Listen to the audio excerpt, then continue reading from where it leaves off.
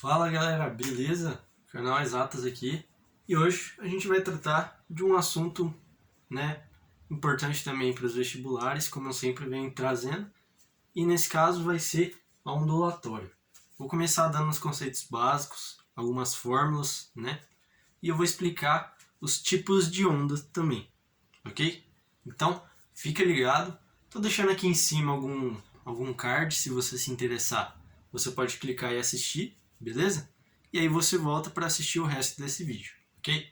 Então, sem mais delongas, bora pro vídeo.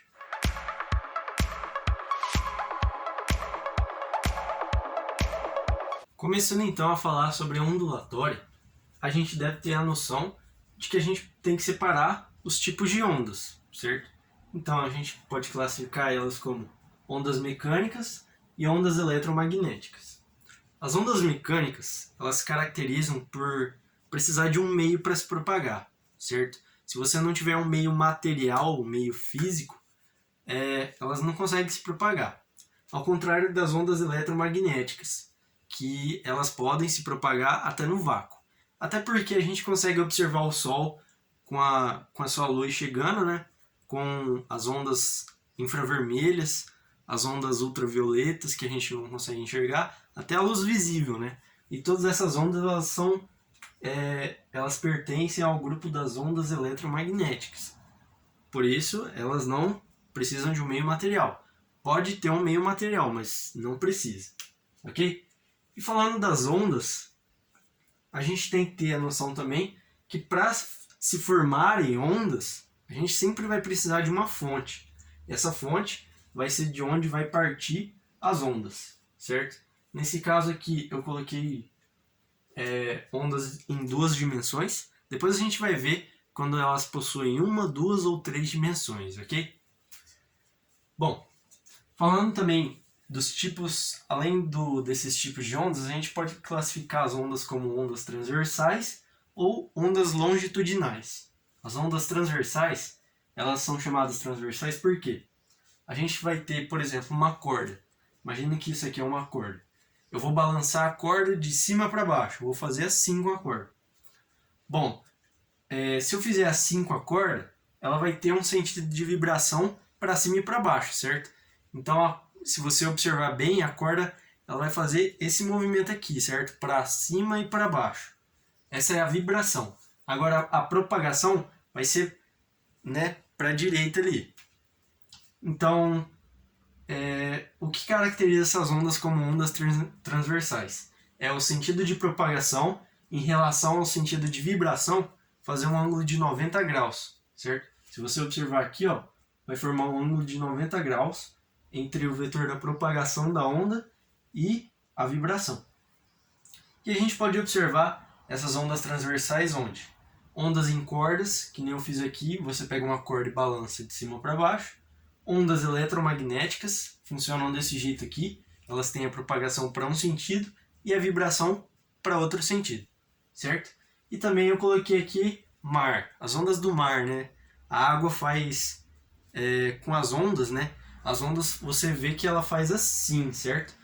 Se ela faz assim, ela vai continuar para baixo, depois vai para cima, e aí ela vai ter um sentido de vibração para cima e para baixo e vai se propagar em direção à praia, certo? Bom, agora as ondas longitudinais. As ondas longitudinais é um pouquinho mais complicado de explicar, mas você tem que imaginar o seguinte. Você tem uma mola, certo? Imagina que você tem uma mola. Você pega essa mola, comprime uma parte dela aqui, você vai apertar a mola e em seguida você vai soltar. Quando você vê que você solta a mola, ela vai escapar para frente, Então a gente tem o quê? Que a gente vai ter uma propagação para frente, Porque a gente apertou e ela vai se propagar para frente. E aí a gente percebe também que tem uma vibração. Essa vibração ela vai ser para frente e para trás, certo? Você vai comprimir ela assim, então ela vai fazer isso aqui, Ela vai para frente e para trás vibrando. E aí a gente consegue observar que a propagação tem o mesmo sentido da vibração. Isso caracteriza uma onda ser longitudinal. E alguns exemplos são ondas sonoras, e as ondas que a gente faz em molas, que nem eu fiz aqui, né? Uma onda numa mola, ok? E aí eu vou trazer agora as dimensões que elas podem adquirir, né? Primeira, segunda ou terceira dimensão, e depois eu vou vir com os cálculos, ok? Então eu vou apagar o quadro aqui e já volto, pessoal. Essa parte aqui das dimensões de uma onda é bem rapidinho. Se você até quiser pular, você pode dar 2 cliques aí do lado direito, que você pula uns 10 segundos, né? Mas vai ser bem rapidinho. Ó, aqui a gente tem as ondas unidimensionais, que é o quê? É aquele exemplo da onda em uma corda, né? Que eu falei. Por que elas caracterizam como unidimensional? Se você olhar ela de frente, você só vai ver um risco, certo? Finge que eu tô aqui, ó, bem rente ao quadro. Se eu olhar essa onda de frente, eu só vou ver um risco assim, certo? Isso caracteriza uma onda como ser unidimensional. E um exemplo é a onda de uma corda, né? Que eu dei o exemplo agora há pouco. As ondas bidimensionais são aquelas que são representadas em 2 dimensões, né? Porque essa também seria em 2 dimensões, certo? E aí, o que caracteriza para você, assim, para você ter uma noção mesmo de espaço, é o que? Você jogar uma pedra num lago. Quando você joga uma pedra num lago, você vai ver que vai formar vários círculos, certo? E sempre vai ter um espaço entre cada um dos círculos. Depois a gente vai dar uma olhada nisso aí, certo? E aqui a gente tem as ondas tridimensionais, que, por exemplo, são as ondas sonoras. E o que caracteriza isso é elas terem 3 dimensões, ou seja, elas vão ocupar, elas vão ocupar um espaço mesmo. Por isso que elas são caracterizadas como tridimensionais. Já essa e essa, elas sempre vão pegar uma direção. Essa aqui pode pegar até uma direção ao redor, mas se você perceber, aqui em cima e aqui embaixo não vai ter onda nenhuma. Já aqui ela pode pegar uma área de uma esfera, entendeu? Por isso que caracteriza como ser tridimensional. Então, daqui a pouco eu vou colocar as características da onda, certo? Vou colocar sobre frequência, período, velocidade, comprimento de onda, vou falar da crista do vale, enfim. Daqui a pouco eu volto, pessoal. Agora eu vou falar sobre as características da onda, certo? Começando pela frequência. A frequência ela é caracterizada por essa letra F minúscula, certo? E ela vai ser medida no Sistema Internacional de Unidades em Hertz. Hertz é basicamente o tanto de vezes que uma coisa passa por determinado local. É como se fosse ciclos por tempo. Só que aí, como o tempo aqui no período é em segundos, a gente vai falar que são ciclos por segundo, o Hertz, certo? E não necessariamente pode ser Hertz. O exercício também pode dar em rotações por minuto, que como 1 minuto tem 60 segundos, para conseguir em segundos, você divide por 60, certo? E aí você vai ter o total em rotações por segundo, não rotações por minuto, certo? E aí, a frequência nada mais é que o grau de oscilação de uma onda, ok? E aí a gente já fala do período, caracterizado por essa letra T maiúscula, né? Ela é um pouquinho diferente daquele ΔT que a gente está acostumado na velocidade média, mas enfim, o período ele é o tempo para gerar uma onda completa, certo? Medido em segundos, mas aí também ele pode estar em minutos, pode estar em horas, e aí você tem que transformar para segundo, ok? Legal. Aqui a gente relaciona a frequência com o tempo. Se a gente tem que a frequência é o inverso do tempo, se a gente multiplicar cruzado e trocar os dois de lugar, a gente vai ter o quê? Que o tempo é o inverso da frequência. Então sempre um vai ser o inverso do outro. Se você tiver a frequência, você acha o período. Se você tiver o período, você acha a frequência. E aí, a gente pode falar agora do comprimento de onda. O comprimento de onda ele é caracterizado por essa letra grega aqui, que se chama lambda. A lambda ela é medida em metros, mas nada impede também de o exercício dar em centímetros, em milímetros, até quilômetros, né, se duvidar, dependendo do exercício, ok?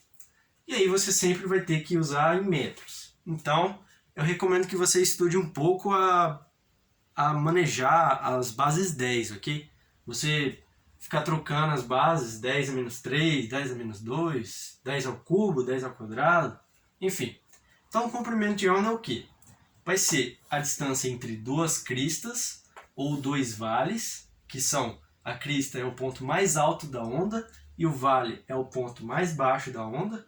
Isso é fácil de decorar porque o vale ele vai fazer um V. Então você vai decorar que é vale, então logicamente o outro vai ser a crista. Tanto que a crista da galinha ela está para cima, certo? Então você já sabe que é ponto mais alto. Ou então, para achar o comprimento de onda, você pode ligar os 3 pontos consecutivos quando eles estão no eixo da onda, certo? Se você vê o eixo da onda, ele fica aqui, ele passa, aí sai aqui. Então os 3 pontos consecutivos do eixo na onda vai ser também o comprimento de onda. Que aí o exercício vai te dar um gráfico para você né, extrair o valor do comprimento de onda, que nem eu fiz aqui, entre duas cristas, dois vales, ou 3 pontos consecutivos no eixo da onda. Ok? E aí a gente também pode falar da amplitude da onda. A amplitude ela é mostrada por esse A maiúsculo e também é medida em metros. Porque, como a gente está falando do comprimento de onda em metros, é o lógico, certo? Você medir a altura, a amplitude da onda em metros. E a amplitude é o quê? É essa altura aqui. A gente pode falar que é uma altura. Podemos falar. Então vai ser essa altura que vem da crista até o vale. Isso aqui vai ser a amplitude de uma onda, ok? Medida em metros, né? De novo. E aí a gente pode falar da velocidade, para calcular a velocidade. A velocidade você pode usar de 2 jeitos. Você pode usar do jeito, né, que você sabe lá da velocidade média. O que é a velocidade média? É a variação do espaço dividido pela variação do tempo, ΔX sobre ΔT. Então, espaço dividido por tempo é a velocidade média, certo? Então, se a gente quiser saber a velocidade média de uma onda, a gente vai fazer o quê? Pegar o espaço, que seria o comprimento de onda, e dividir pelo período, que seria o tempo, certo? Então, a gente vai ter o quê? V é igual a lambda sobre T. Ou, então, a gente pode colocar V é igual a lambda vezes F. Por quê? Porque veio dessa fórmula aqui. O inverso da frequência é o período. E o inverso do período é a frequência. Então, se trocar os dois de lugar, a gente vai ter duas fórmulas, logicamente. Certo? Essa aqui é mais fácil de decorar por quê? Porque você já acostumou, né? A professora da escola, ela só falou, vai lamber ferida e pronto, você decorou. Então, eu recomendo você decorar essa aqui. E se o exercício der o período, você transforma em frequência, aí você já vai ter o período e a frequência, certo? É como se fosse meio que um macete para você sempre decorar uma fórmula só e ter o máximo de informações possíveis, certo? Você tem informação do comprimento, você tem informação do período, e aí você pode fazer o que você quiser no exercício, né? Só que o objetivo, lógico, é achar a resposta do exercício. Bom, acredito que seja isso, falei das características da onda, então no próximo vídeo eu vou trazer exercícios, ok? Provavelmente eu vou trazer sábado 2 vídeos só de exercício, né?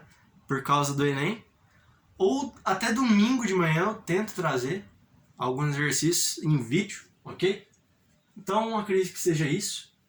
Espero que vocês tenham gostado do vídeo sobre ondulatória, o comecinho de ondulatória, né? E aí a gente vai resolvendo exercícios do Enem de ondulatória. Vou tentar pegar também alguns de MRU, alguns de energia cinética, energia potencial, energia mecânica, enfim. Então, acredito que seja isso. Por favor, se você gostou do vídeo, deixe o seu like, é muito importante para outras pessoas conhecerem o canal. Se você não é inscrito, se inscreva para conseguir mais conteúdos como esse, certo? Porque aí eu vou me motivar, certo? Se começar a entrar gente no canal, vou falar, opa, se tá entrando gente no canal, é porque eles gostam de ver o conteúdo. Então, eu vou tentar entrar no canal e tal. Então, é isso, galera. Espero que vocês tenham gostado, né?